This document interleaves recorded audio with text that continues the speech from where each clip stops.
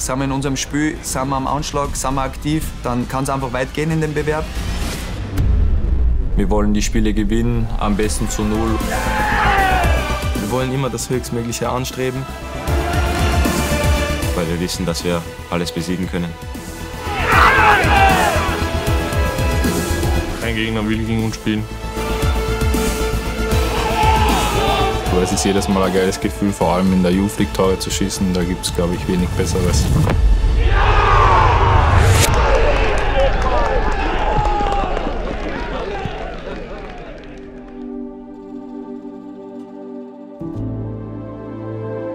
Prinzipiell ist es so, dass wir uns in dem Bewerb jetzt keine Grenzen setzen wollen. Ja, ich traue uns sehr viel zu. Wichtig ist aber für uns alle, speziell natürlich auch bei den Jungs dann auf dem Platz, dass wir uns auf das Wie konzentrieren. Ja? Nicht was wollen wir erreichen, sondern wie wollen wir es erreichen. Ich glaube, ein großer Punkt ist, dass wir nach höheren Führungen, meist 2-0 oder 3-0, dann vielleicht ein bisschen in meinem Kopf abschalten, weil wir denken, dass wir schon gewonnen haben. Wo wir uns noch klar verbessern müssen, ist, dass wir die Gegner vor allem in die Schlussphasen von den Spielen nicht mehr so zurückkommen lassen wie gegen Feyenoord, wo wir eigentlich klar in Führung sind und dann den Sieg herschenken.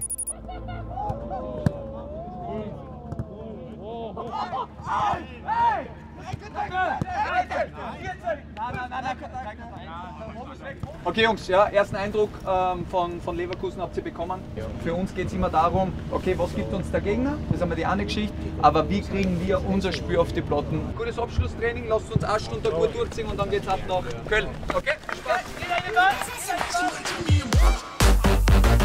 Auf Leverkusen haben wir uns vorbereitet, dass wir den Gegner analysiert haben. Wir haben gewusst, dass das eine Mannschaft ist mit guten Einzelspielern, die viel über den Flügel kommen wollen.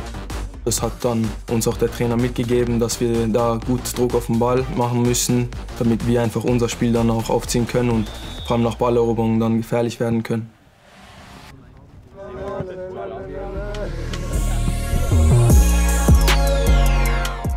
Ja, Leverkusen ist schon insgesamt ein Club und dann dementsprechend auch eine Mannschaft, wo man sehr viel Potenzial sieht. Ein Club, wo man in den vergangenen Jahren immer wieder bemerkt hat, dass trotz eines guten internationalen Kaders immer wieder Jungs dann auch aufkommen zur ersten Mannschaft. Ja, dementsprechend eine gute Ausbildung dort, technisch richtig gute Mannschaft mit guten Einzelspielern und ja, dementsprechend geht es aber wieder dann darum, lasst uns zu, wirst Schmerzen haben, spielen wir unseren Fußball und sind sehr, sehr aktiv.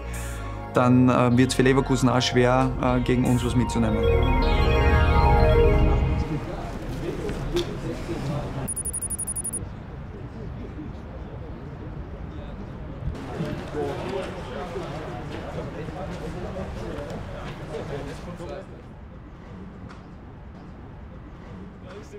Wie er heute gesagt, wie die Hand gegeben hat.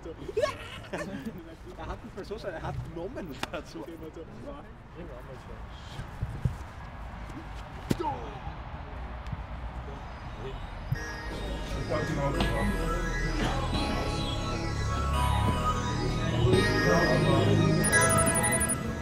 Ich denke, dass wir eigentlich von Anfang an sehr zusammengewachsen sind und wir verstehen uns gut auf dem Platz, neben dem Platz. Also wir haben da gar keine Zeit gebraucht, uns da irgendwie zu finden und dann fällt es auch einfacher, auf dem Platz zusammen zu spielen. Ich finde eigentlich, dass wir gut gestartet haben, dann über die ganzen Spiele eine konstante Leistung gezeigt haben und ja, das sieht man dann auch an den Punkten.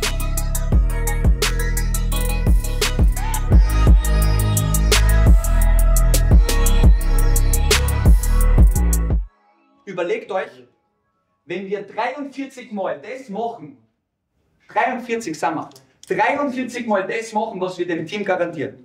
Wie gut ist dieses Team? Wie viel Power, wie viel Energie wird in diesen 95 Minuten im Stadion in Leverkusen von uns geboten? Wir entscheiden. Geht genau mit der Einstellung in den Bus und dann ins Stadion. Wir entscheiden. Viel Erfolg dabei, Männer.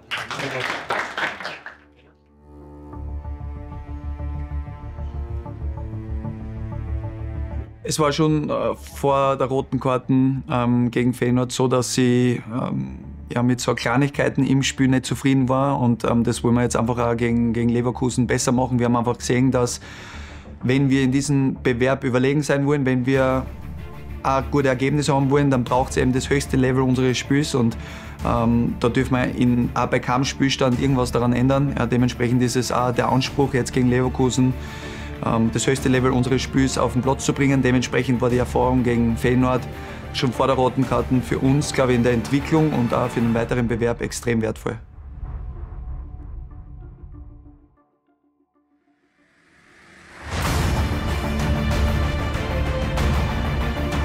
Die erste Halbzeit sehr gut verteidigt gegen einen Gegner, der sehr gut gespielt hat. Ich finde, offensiv dann hat uns das am meisten gegeben, unsere gemeinsame Idee. Auf Mori oder an Truma beim zweiten Versuch. Und der ist gut, der ist sogar sehr gut. Tim Truma, warum denn auch nicht? 16. Spielminute, der Führungstreffer. Wir wollen 2 gegen 1 Situationen herstellen. Hat dann richtig gut geklappt, Gegner mitgezogen und dann habe ich das erkannt, bin nach innen gezogen, habe abgezogen und auch so den Tormann damit ein bisschen überrascht und sehr gefreut, dass der Ball so ins Tor reingegangen ist. Leider in der zweiten Hälfte war es dann ein bisschen schwieriger. Dann hatten sie mehr Ballbesitz, weil wir eine rote Karte bekommen haben. Vielleicht durch die rote Karte dann sind wir ein bisschen ins Wanken gekommen, haben 5 bis 10 Minuten gebraucht, bis wir unsere Form wieder zurückgefunden haben. Oh, Zentimeter zum nächsten Streich von Verhoneck-Fehl. Anders wie in Rotterdam sind wir trotzdem noch früh draufgegangen, haben gepresst und haben trotzdem noch die besseren Chancen gehabt und das Spiel richtig verdient gewonnen, auch in Unterzahl. Gegen Leverkusen war die Leistung schon sehr reif. Wir haben als Kollektiv gearbeitet, auch die Spieler, die reingekommen sind, haben da nochmal Energie reingebracht, um dann das 1:0 auch mit nach Hause zu nehmen. Deswegen denke ich, dass wir da eine sehr reife und erwachsene Leistung gezeigt haben. Ihr wart besser, weil ich euch gesagt habe und genau das habt ihr umgesetzt. Wir entscheiden. Wir, niemand anders. Top, Jungs, top. Das ist geil, Jungs, das ist unser Bewerb. Bravo, Jungs.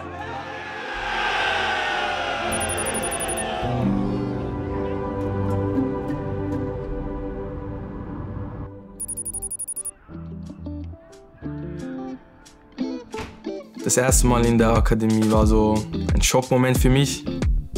Ich habe so was Großes wie hier noch nie gesehen. Ja, meistens haben wir Schule oder sind im Training. Und dann in unserer Freizeit können wir nicht tun, was wir wollen. Ja, ich komme meistens in die Akademie zum Mittagessen, bereite mich dann aufs Training vor.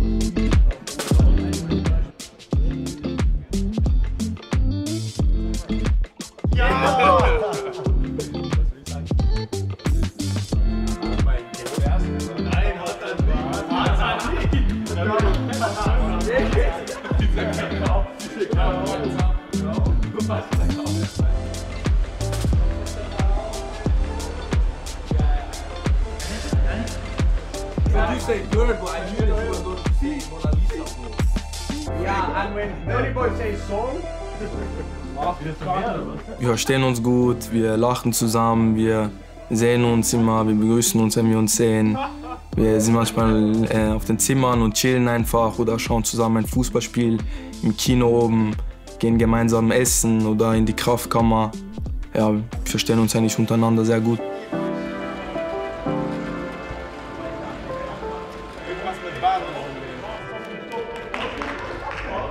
Also es ist schon ein Privileg, so in so einer Akademie zu sein.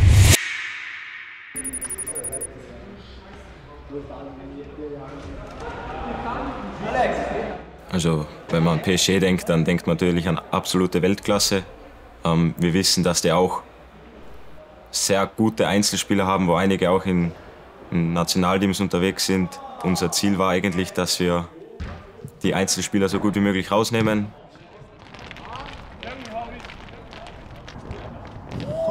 Top 3. Letztes Fußballtraining, gutes Abschlusstraining, viel Spaß. Juli übernimmt. Okay? Let's go. Ja, von Paris haben wir gewusst, dass die mitbringen auch richtig viel Talent. Die Spieler haben sehr viel Tempo, gute Einzelspieler.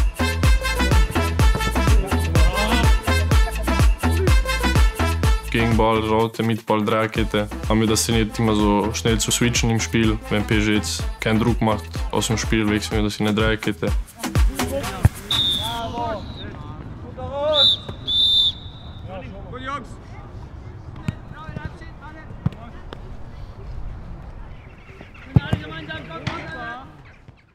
Gut, Männer. Sagt einfach in den 95 Minuten, was für eine geile Truppen, was für ein geiler Club da heute am Platz sein wird. Sagt in den 95 Minuten, dass am 20. Dezember, da ist die Auslosung für die nächste Runde, kein Gegner gegen diese verrückte Truppe aus Salzburg spielen will. Sagt es in diesen 95 Minuten, was ihr für Qualität habt, Jungs. Viel Erfolg dabei, Männer.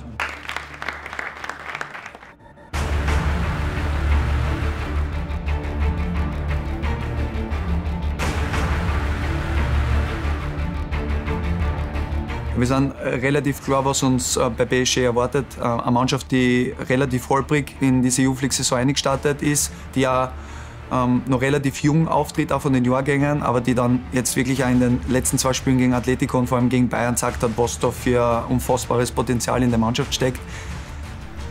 PSG ist eine Mannschaft, die natürlich immer sehr spielerisch stark ist. Sie haben viele schnelle Spieler, sind sehr talentiert, auch athletisch sind sie schon sehr weit. Und ja, das denke ich, was auf uns zukommen wird.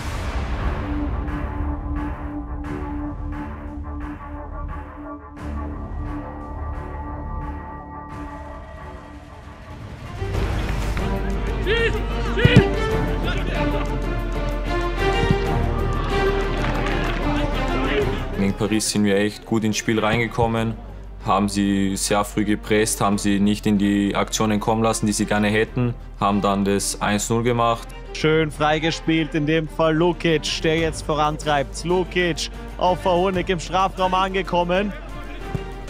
Das ist sehr eng und das wird trotzdem brandgefährlich, natürlich. Wer denn auch sonst? Es ist Philipp Verhonek. Also bei Tor 1, wie man unschwer erkennen kann, hat es ein paar Probleme mit dem Tormann gegeben. Aber dass der Tormann dann so abgelenkt war, habe ich nicht gedacht. Aber Tor ist Tor und interessiert eigentlich niemanden, wie der dann reingegangen ist. Wir haben eine gute Mentalität gehabt hinten, haben gut wegverteidigt, haben wenig zulassen. Auch unser Tormann hat einiges gehalten.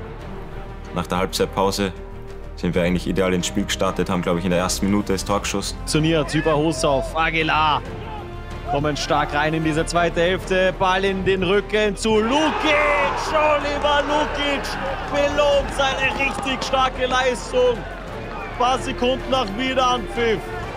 Also natürlich freue ich mich über Meta, aber natürlich auch über die Mannschaft, dass ich denen so gut wie möglich helfen kann.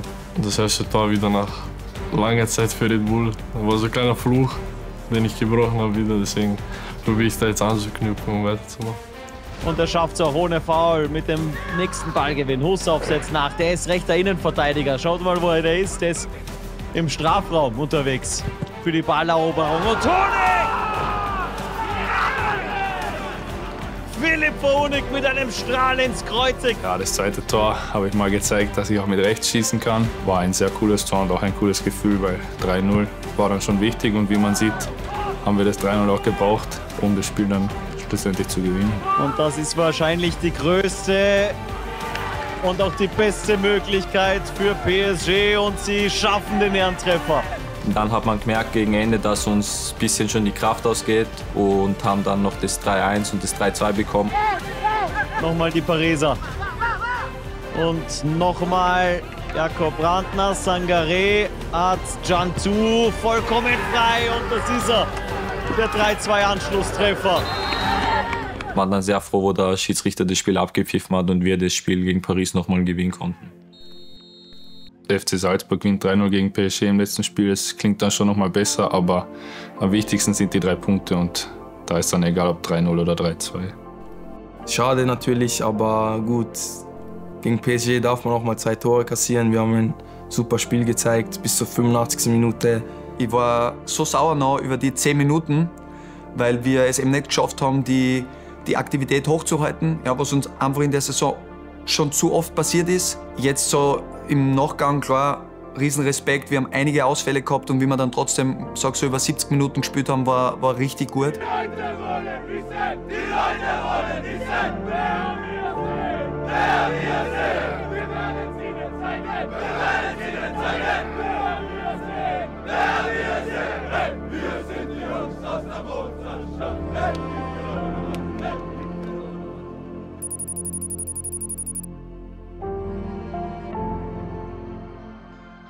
Wir werden uns gut vorbereiten auf die Spiele.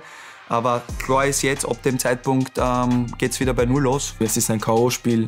Es geht um alles oder nichts. Wenn man verliert, ist man raus. Es hat sich nichts geändert. Wir wollen das Turnier noch immer gewinnen. Haben jetzt die ersten wichtigen Schritte gemacht. Aber jetzt geht es halt von Spiel zu Spiel und jetzt fängt es erst richtig an.